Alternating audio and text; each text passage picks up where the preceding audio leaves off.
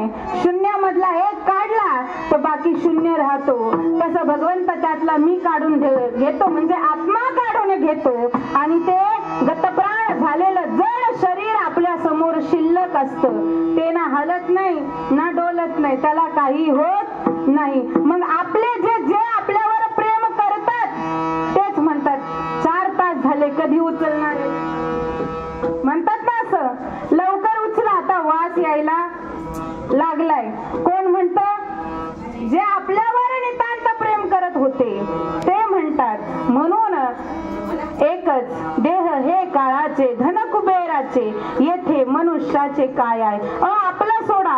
ज्या वेळेला भगवान प्रभू रामचंद्र, भगवान पांडुरंग हे भगवान श्रीरामांचे वडील असणारे राजा दशरथाला सुद्धा जावं लागलं ना.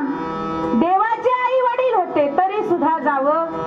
एवढंच कशाला, भगवान परमात्म्याने स्वतः प्रभू रामचंद्राचा अवतार घेतला, कृष्ण अवतार घेतला, पण प्रारब्धाच्या गतीनुसार भगवंताला सुद्धा त्याची वेळ आली, त्या वेळेला त्याला सुद्धा जावं लागलं. कर्माची गती संपली, आपलं कर्म संपलं, आपला भूतलावरचा आपला पुण्याचा साठा संपला की आपल्याला परत या ठिकाणून क्षणे पुण्य मरते लोकम विशंती, इथून आपल्याला निघून जावं लागतं. महाराज, मनुष्याचा देह त्याच वेळेला प्राप्त होतो ज्या वेळेला तुमचं पाप आणि पुण्याचं गाठोडं असं माप. दुकानामध्ये पूर्वी माप असायचे तराजू ना, आता मशीनचे काटे आले. पूर्वी ते असायचे ना असे, त्याच्यामध्ये एकीकडे माप आणि एकीकडं आपली धान्य वस्तू साखर गुळ, ते जसं समान झाल्यावर आपल्याला तोलून दिल्या जातं, तसं हा देह आपलं पाप आणि पुण्य आपलं ज्या वेळेला आपल्या जीवनामध्ये समान होतं त्या वेळेला आपल्याला मनुष्य देह. पण तुकोबाराय म्हणतात काग टाळी न्यायाने, ज्याप्रमाणे कावळा कधीच कुणाच्या हातात सापडतो का? सापडत नाही. पण एखादा आंधळा असतो. कोण? आंधळा. डोळे असून आंधळा नसणारा नाही, जो खरोखर आंधळा आहे तो आंधळा आहे. पण त्या आंधळ्याच्या हातामध्ये सुद्धा सहज एखादा कावळा सापडावा. तसं तुकोबाराय म्हणतात भगवंता तसा सहज आम्हाला हा देह सापडला, म्हणून तुको आपल्याला जो देह सापडला त्याची किंमत करा. एक हिंदी कवी म्हणतो, कागा सब तन खाइयो मोरा चुन चुन खाइयो, मेरे ये दो नैना मत खाइयो, जिन्हें कृष्ण मिलन की है आस. आपल्या नेत्रामध्ये भगवंताच्या भेटीची, भगवंताच्या प्रेमाची जर आशा असेल तर ती कवी म्हणते, बाबा माझं सगळं शरीर खाल्लं तरी चालेल, पण माझे हे 2 डोळे आहेत ना, त्या डोळ्याने एकदा मला भगवंताला पाहू दे, त्याचं रूप माझ्या अंतःकरणामध्ये साठवू दे, माझ्या हृदयामध्ये त्याला राहू दे, आणि मग तुम्हाला घेऊन गेलास तरी चालेल. तसं मरताना भगवंताला म्हणायला पाहिजे, देवा एकदा फक्त माझ्या समोर ये. इतना तो करना स्वामी जब प्राण तन से निकले, गोविंद नाम लेकर तब प्राण तन से निकले. अहो भीष्माचार्य ज्यांना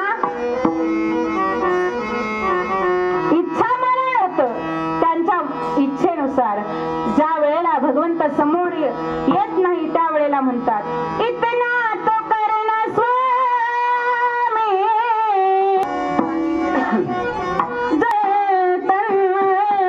से निकले, गोविंद नाम लेकर तब प्राण तन से निकले.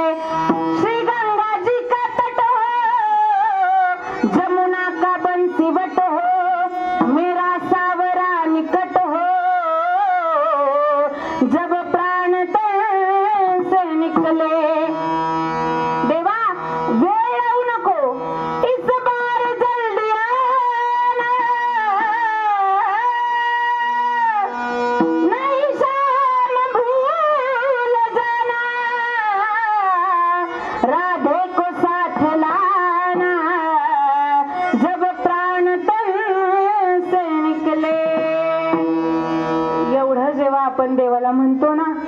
तेव्हा तो पाहत नाही हा गरीब आहे, म्हातारा आहे, तरुण आहे, बाई आहे, स्त्री आहे, पुरुष आहे, नपुसकलिंगी आहे, थर्ड पर्सन आहे, काही पाहत नाही. तो काय पाहतो?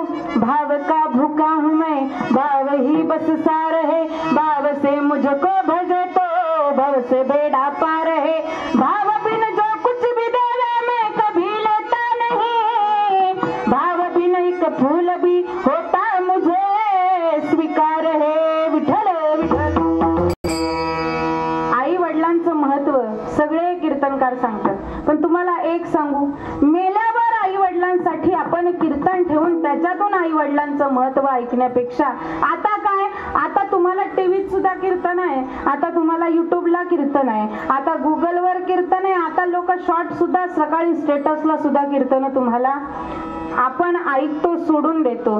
पण एवढ्या सगळ्या कीर्तनांमधून फक्त आपण आपल्या आई वडिलांवरती प्रेम ठेवलं पाहिजे. आई वडिलांनी सुद्धा एकदा लेकरांचे संसार चालू झाले की त्याच्यामध्ये चमच्यासारखी ढवळाढवळ नाही केली पाहिजे. बाबा तुझा संसार आणि तू, त्या सासूनी म्हटलं पाहिजे, बाई अरे त्याला बसवायचं लेकाला, अरे आता वट पौर्णिमा आले, आता संक्रांत आली, काय कर, तिला सुद्धा 1-2 हजाराची साडी घे, मला 3-4 हजाराची आण, पण म्हणलं पाहिजे आण एकदाची, है की नाही? कारण संसार सुखाचा, आपल्या लेकरांचा संसार आपल्या नजरेसमोर सुखाने पाहायचा असेल तर त्यांच्या संसारामध्ये, कारण पूर्वीच्या काळामध्ये 2 मारल्या बायकोला, है की नाही आजी, तरी बाई माहेरी जात नव्हती एकदा नांदायला आल्यावर.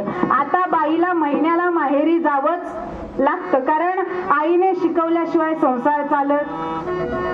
ज्या मुलींच्या जीवनामध्ये आईचा हस्तक्षेप असतो त्यांचे संसार होत नाही. म्हणून हा ज्याचा जबाबदारी त्याच्यावर सोडून आपण आपल्या उरलेल्या आयुष्याचं जर सोनं केलं, देह हे काळाचे धन कुबेराचे, कारण आपल्याला पण लवकर जायचंय, पण या लवकर जाण्याच्या गटमटीमध्ये आपल्या माणसांचं प्रेम आपल्या हिश्श्यातून गेलं नाही पाहिजे. आपल्यावर आपलं आई वडिलांवर हे प्रेम कायम असायला हवं. आई आपली शरीराने जरी गेली तरी ती आई आपल्या जीवनामध्ये आपली सावली बनून, कारण आई म्हणजे लेक म्हणजे आईची काय असते, सावली असते ना. लेकी सहसा कोणासारखे असतात, लेकीचं जास्त प्रेम बापावर जरी असलं तरी लेक ही आईची सावली असते. म्हणून आपली आई जरी आपल्या मधून गेली तरी ती संस्कारांच्या रूपाने, प्रेमाच्या रूपाने आणि परंपरेच्या रूपाने, आठवणींच्या रूपाने कायम आपली माणसं ही आपली आई, आपला बाप आपल्या जीवनामध्ये असतो.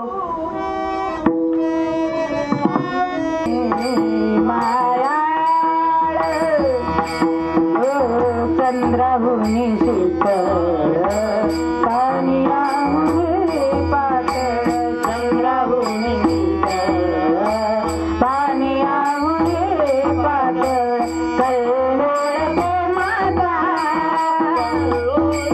माता तू माऊली माया तू माऊली माया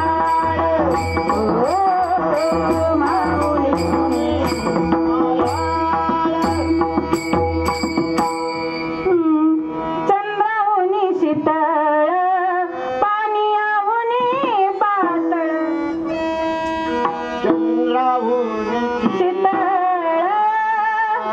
पानियाहुनी पातळ.